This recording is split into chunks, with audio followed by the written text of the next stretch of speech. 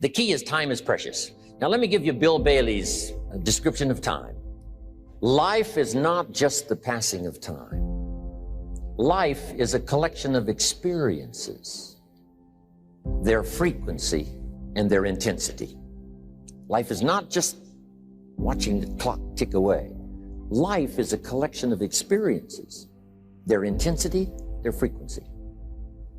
When my friend Mark died at age 44, someone says, that's young to die. But what if he lived 4 lifetimes in one? It might not be too young. Whatever the span of your life turns out to be, here's what you want to fill it up with: experiences and the intensity of those experiences. But now let's talk about the management of time. Here's one of the best ones we covered earlier. When should you start building this hotel? Answer: as soon as you have it finished. Now jot this one down on time management.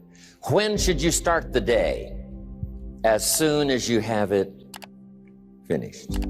Plan the day the best you can, leaving plenty of room for improvising and surprises and all the stuff that happens during the course of the day. But if you've planned a good, productive day, now you start that day, you can't believe how much more valuable your time will be. Don't start the day until you have it finished. Now here's the next one. Don't start the week until you've had it finished. Now to lay out a week is a pretty good challenge. Next, don't start the month until you have it finished. The places to go and the people to see and the productivity and the sales and the customers and the development and all the rest of what you want to accomplish during the course of 30 days. Don't start the month till it's finished. And then here's the big one. This is really challenging. Don't start the year until you have it finished. To the best of your ability. It can't be finished like minute by minute.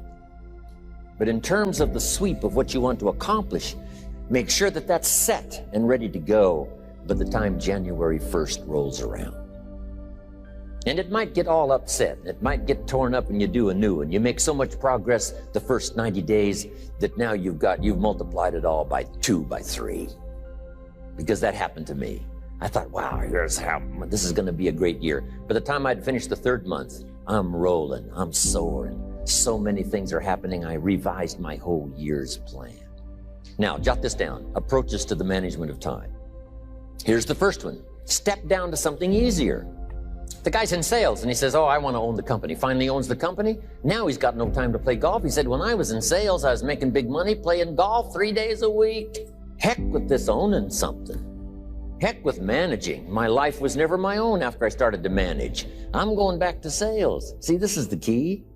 If you're getting too pressed, you might consider stepping down to something with a little easier time pressure. Little girl says to her mother, Daddy comes home, brings his briefcase and pats me on the head and says hello, disappears and works on his papers. How come my daddy doesn't play with me? And her mother said, look, your daddy loves you very much, but he's so busy at work, he can't get it all done, he has to bring it home. He loves you, but that's why he can't play with you. And the little girl said, why don't they just put him in a slower group? Jot this down now. If you don't have time for your kids, you might consider joining a slower group. Next key to time management. And that's work longer and harder. But see, there's a limit to that. I almost lost my health the first year. I went so crazy about personal development and achievement. I just went bonkers. You know, I told you I was skinny. By the end of that first year, I was a walking shadow. And then it suddenly occurred to me, what if I got rich and too ill to spend it? I mean, that was a shocker. So I started, developing a little more reasonable, because I said, if 12 hours won't do it, I'll work 14. If that won't do it, I'll work 18. I mean, how many hours it takes. And sure enough, it cost me too much. So see, working longer and harder for some might be appropriate. If you're just sitting around not doing that much, this might be good, work longer and harder. But you can only work so hard.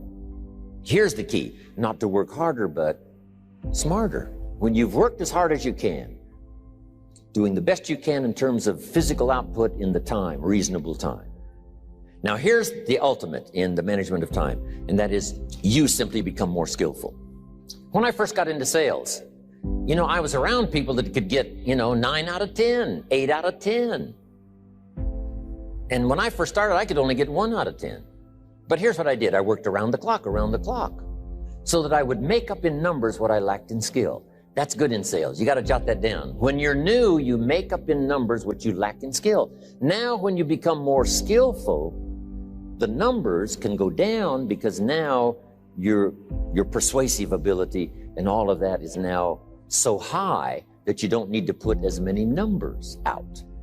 But at first, if you want to compete or if you want to really get good, you've got to put in the numbers. But if you get more from yourself, develop more of yourself, now the time management becomes an easier task. Now here's the next thing. Either you run the project or it runs you. I've found out when you start something, at first you're in charge. All of a sudden, a year later, it's in charge. Some of the companies I started, I'm telling you, I'm in control. A couple of years later, I'm out of control. At first, I've got it on the run. 2 years later, it's got me on the run. Haven't got enough time. I'm dizzy with trying to get it all done. So here's part of the key, and that's to get in charge. Say, I'm going to take charge of my health. One of my albums is entitled, Take Charge of Your Life. Take charge of your time. Take charge of your resources, which we're going to talk about next. Take charge of your health. You're the one that's responsible for it. It's not a requirement of society that you not have a heart attack and take care of your family. That's not a requirement of society, but you must make it a requirement of yourself. Society doesn't require that you build a financial wall around your family nothing can get through. That's not a requirement of society. It's a requirement you impose on yourself to build a financial wall around your family nothing can get through. So impose on yourself this self-development of being in charge, taking charge of your life and your health and your future and your responsibilities and all the rest. Next, reasonable time is enough time to achieve all of your goals. Just jot that down. Reasonable time is enough time. Here's why. It's not the hours you put in, it's what you put in the hours. If you start depositing greater ideas into the hours you've got later than now, I'm telling you later, you can't believe the productivity that will flow. The ideas you can't think of now, a year from now, they'll start to flow. And when you deposit those ideas in the hours you've got, productivity multiplies by 2, 3, 5, 10. Next, time management essential. We've already covered the first one, a written set of goals. And then do priorities on your goals. What's important this week? What's important this month? Here's the next one. Often review. Just go over your goals to make sure that your list is working for you. It's got you inspired. It's got you turned on. Somebody says, how come you're up so early? Say, if you were headed where I'm headed, you'd be up early too. Wow. If you were going to meet who I'm going to meet, you'd be up early. If it was going to stack up for you like it's stacking up for me, you'd be getting up early. Here's some more time management essentials. Learn to study what we call majors and minors. You pick up the phone. Here's what you must say when you pick up the phone. Is this a major conversation or a minor conversation? If it's minor, a few pleasantries and you're done. If it's major, maybe you've got to make a few notes. So here's the next one. Important conversations, make an agenda before you make the call. Just jot down a little agenda. It's so easy now to just talk out of your head. Did you ever hear a conversation end like this? Let's see, there was something else. See, you don't look that swift. I can't think of it right now. I'll call you back. See, you look a little incompetent. Let's see, there was something. It escapes me right now. Really? So have you got this now? Make an agenda before you make a call if it's an important call. Now later that saves you all kinds of stuff. You call John in, the salesman, and say, John, remember those 4 things we went over? He said, no, we didn't talk about that. And then you pull out your daytime or whatever, and there's the list you made when you made the call. He said, oh yes, seems like I do remember. Salespeople especially can talk you out of what's in your head. It's true. No, we didn't talk about that. And if you don't have a little proof, I'm telling you, it's gone. So make an agenda before you make a call. So what's major, what's minor? Now here's the key on this. Don't major in minor things. If you take up major time to do minor things, I'm telling you, you'll be behind the curve constantly. Here's what we learn in sales training. What's major time and what's minor time? Here's minor time, thinking about prospects. Here's minor time, making lists of prospects. Here's minor time, keeping books on prospects. Here's minor time, going to see the prospect. Here's minor time, evaluating the prospect after you've been there. That's all minor time. Here's major time, in the presence of the prospect. And if you took a look, if you're in sales and you took a look at a week, you'd say, my gosh, I'm spending 90% of my time on the minor stuff and so little time on the major stuff in the presence of. How many hours in the presence of in my day? How many hours in the presence of during my sales week? Because the time that really counts is in the presence of. Here's another key time management essential. Don't mistake movement for achievement. It's easy to get faked out by being busy. Guy comes home at night all exhausted, falls in the chair and says, oh, I've been going. Here's the big question, doing what? It's not the going. Some people are going, and they're doing figure eights. I mean, their progress is small. So don't mistake movement for achievement. Here's another one in sales we learned. Don't mistake courtesy for consent. If somebody's pleasant and they nod, you say, oh, they're going to buy. No, they're courteous. You can't mistake courtesy for consent. Now, here's a big one, concentration. I had to learn this. All those years ago, I'm in the shower trying to compose a letter. Found it turns out to be a strange letter. So here's what I learned to do. Save the work till you get to the office. Save the work till you get to the work. Don't try to get to the office on the way to work. On the way to work, enjoy the way. In the shower, enjoy the shower. Then go to work when you get to work. I found this to be helpful. Concentration. Now, here's a big one on time management. When you work. When you play. Don't mix the two. Don't work at play. I used to take my family to the beach and I would bring my briefcase. I learned not to do that. Or at the beach, I'm saying I should be at the office. Now my family's upset because I'm at the beach and I'm thinking office. Now when I'm at the office, I'm thinking what? I got to get my family to the beach. So things are not going too well at the office because I'm thinking beach, and things are not going too well at the beach because I'm thinking office. Here's what I learned to do. At the beach, be at the beach. At the office, be at the office. When you work. When you play. Don't mix the two. Don't work at play. Now, here's one of the most important ones. Don't play at work. Work is too serious. You don't want the reputation of being the office joker. Yes, there's time for some pleasant stories. Yes, there's time for a little humor. Yes, best if it's a happy office, of course. But I'm telling you, you got to be serious about work because you're parting with a piece of your life for the work you do. Your work costs you a piece of your life. Here's what it's called. Serious business. Not grim, not unhappy, but serious. Here's another key phrase. All work is good. You may not like your job, but if it's the stepping stones to get you to where you want to go, you got to appreciate your job. You don't have to have a passion for your job. Here's the ultimate passion, a passion for incredible success in every department of my life. That's the passion. But don't look down on some menial job you have to do to finally get you to where you want to go. No job is menial. No job is every job is noble. Training life for pay, making a contribution to society. Here's another big one. Learn to say no. I'm telling you, in such a social society we have now, it's so easy to try to be a nice person saying yes to everything. Find yourself overloaded. Now you got to call and make well, gosh, all the time it takes to back out of something that you said yes to too quickly. Here's what might be better. I don't think so, but if that changes, I'll call you. Little things you can use not to overcommit yourself. My friend Ron Reynolds says, don't let your mouth overload your back. Next, analyze how you are. And if you have some weaknesses, if you doesn't seem like you can change, here's the key, get it covered. I used to keep promising myself I'd keep the books. Finally, I gave that up.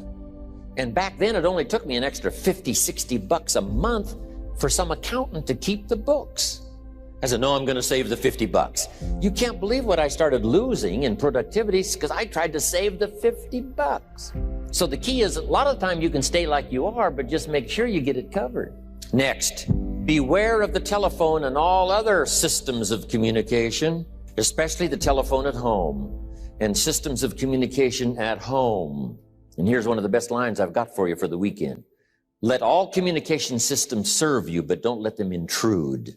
When it comes time to have dinner with your family, you shut off all systems, unless the ones that can take messages silently. Don't let anybody intrude, come through the front door nor the back door, nor through the telephone or any other device. So you can't reach John and his family when he's having dinner. The President of the United States couldn't get through. If you develop that kind of a reputation, father, mother, when we have dinner, when we're visiting and have this time with our family, nothing intrudes. So don't let these clever little devices keep intruding. You've got to have a place that's sacrosanct. It's valuable. You don't let anything in for that period of time. Now, here's what's next. Just be more alert to the things that might be stealing your time. Here's why. Time is like capital. You can't let someone steal your seed corn. You can't let someone steal your capital. And you can't let someone steal your time. You must designate your time. And some of the time that you designate, you must not let anyone steal. Casual time, you might let someone intrude and steal a little bit and take a little bit, but not serious time. Next. One of the great time management savers is to learn to ask questions up front. Sometimes you talk to somebody for an hour, and then you ask questions and find out if you would have asked those questions up front, you could have saved yourself an hour. Asking questions up front helps you to get to the problem now. But if you just launch into some discourse, you might waste 30 minutes, waste an hour, when here's what you should have been talking about. After you finished an hour, you say, John, what's really the problem? He said, well, it's something personal. See, that's what you should have been talking about this whole hour. Next, learn to think on paper. Solving problems. Take it out of your head and put it on paper. Another one is setting goals. Here's another good way to think on paper. It's a projects book. Each person you're working with and each project you're working on, get a loose leaf binder and a tab and some pieces of paper behind the tab and do a little continual summary of how it's going between you and that person and between you and that project. I call it a projects book. It is so useful to me. But what's going on between you and this person? When you last got together, what did you talk about? And you got a few notes there. Here's what we talked about the last time we got together. Now when you get together again, you can review that so you'll know better what to talk about. When the president gets ready to travel and he's going to meet some important people, guess what they bring him? All these briefing books.